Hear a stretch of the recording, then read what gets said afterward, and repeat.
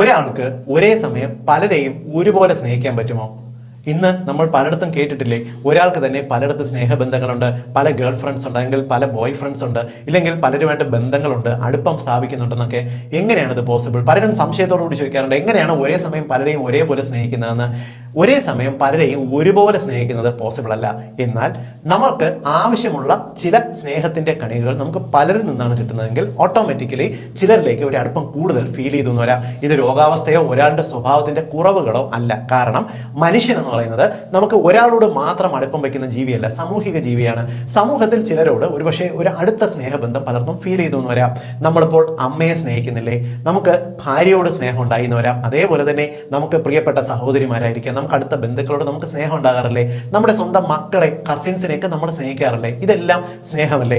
ഓരോരുത്തരോടും ഓരോ തരത്തിലുള്ള സ്നേഹമായിരിക്കും നമുക്ക് ഉണ്ടാകുക എന്ന് മാത്രം. ഇതേപോലെ തന്നെ നിങ്ങൾക്ക് പലരോടും സ്നേഹം തോന്നുകയാണെന്നുണ്ടെങ്കിൽ അതിന്റെ അളവിന് ഏറ്റക്കുറച്ചിലുകൾ ഉണ്ടായിരിക്കാം. നിങ്ങൾ പലരിൽ നിന്നും ഇഷ്ടപ്പെടുന്ന അല്ലെങ്കിൽ കിട്ടാൻ ആഗ്രഹിക്കുന്ന കാര്യങ്ങൾ, ചിലരിൽ നിന്നും നമുക്ക് എല്ലാവരിൽ നിന്നും ഒരാളിൽ നിന്ന് തന്നെ എല്ലാ ആഗ്രഹങ്ങളും നമുക്ക് ഒരേപോലെ സാധിക്കത്തില്ല അല്ലേ? നമുക്ക് എല്ലാ സ്നേഹവും കിട്ടിയെന്ന് വരില്ല. ചിലപ്പോൾ നമുക്ക് ചിലരിൽ നിന്നും വാത്സല്യമായിരിക്കും ഇഷ്ടം. നമ്മുടെ അമ്മയിൽ നിന്നല്ല എങ്ങനെയാണ് നമുക്ക് വാത്സല്യമാണ് പ്രതീക്ഷിക്കുക. എന്നാൽ മറ്റു ചിലരിൽ നിന്ന് നമ്മളൊരു കെയർ പ്രതീക്ഷിക്കും, അടുപ്പം പ്രതീക്ഷിക്കും. ചിലരിൽ നിന്ന് നമ്മളൊരു സാന്ത്വനം പ്രതീക്ഷിക്കും. മറ്റു ചിലരിൽ നിന്ന് നമ്മൾ അമിതമായിട്ടുള്ള സ്നേഹം, മറ്റൊരു ചിലരിൽ നിന്ന് നമ്മൾ ഇപ്പോൾ ലൈംഗികതയായിരിക്കും ഇഷ്ടപ്പെടുക. ഇങ്ങനെ ഓരോരുത്തരിൽ നിന്നും ഇഷ്ടപ്പെടുന്ന ചില ഇലമെന്റുകൾ അവരോട് അമിതമായിട്ട് അടുപ്പം വരുന്നതിന് കാരണമാകും. ഇത് ഒരിക്കലും ഒരു രോഗമോ ഇല്ലെങ്കിൽ അവരുടെ സ്വഭാവത്തിന്റെ ഒരു കുറവോ അല്ല, മനുഷ്യന്റെ പ്രത്യേകതയാണ്.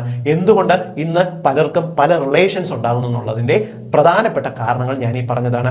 ഇനി ഞാൻ ഈ പറഞ്ഞ നിങ്ങൾ സ്വയം ഒന്ന് ആലോചിച്ച് നോക്കിയേ. ഇതല്ലേ ഇങ്ങനെ പലർക്കും പല ബന്ധങ്ങൾ ഉണ്ടാകാൻ കാരണം? സ്വയം ചിന്തിച്ചു നോക്കൂ.